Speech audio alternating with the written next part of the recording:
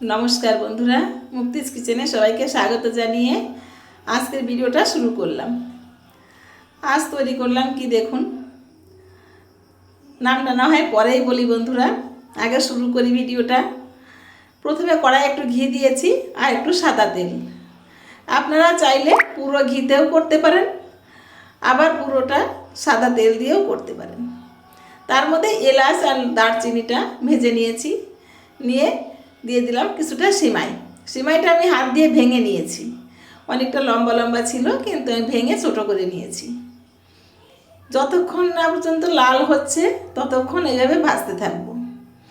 লাল লাল করে ভেজে নিয়ে দেখুন ভাজাটা হয়ে গেছে আমার সিমাইটা। এবারে অ্যাড করে দিলাম পরিমাণ মতো চিনি। চিনিটা অ্যাড করে দিয়ে আরও কিছুক্ষণ নাড়াচাড়া করে নেব। কিছুক্ষণ নাড়াচাড়া করার পর আর দিয়ে দিলাম পরিমাণ মতো নারকেল কুড়া। নারকেলটা সম্পূর্ণ অপশনাল, আপনারা চাইলে দিতে পারেন, না চাইলে নাও দিতে পারেন। নারকেল আর চিনিটা দেওয়ার পরে দিয়ে দিলাম 1 চামচ গুঁড়ো দুধ।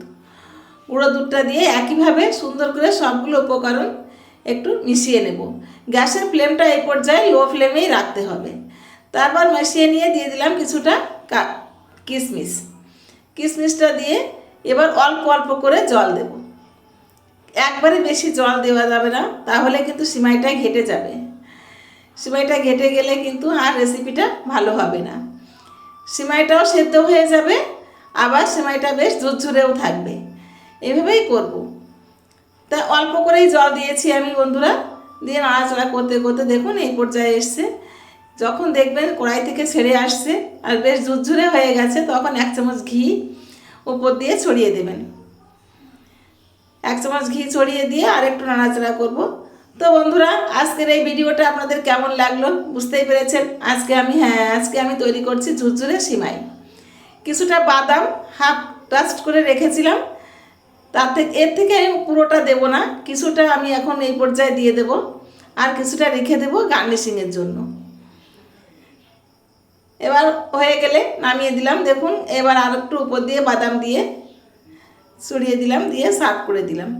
তো বন্ধুরা, আজকের ভিডিওটা কে কোথা থেকে দেখছেন আমাকে কমেন্টে জানাতে ভুলবেন না। আমার পেজটাকে ফলো করে আমার পাশে থাকবেন, আর আমার চ্যানেলটাকে সাবস্ক্রাইব করে পাশে থাকা বেল আইকনটি অন করে দিবেন। আর হ্যাঁ, একটা লাইক করতে ভুলবেন না কিন্তু। ধন্যবাদ সবাই।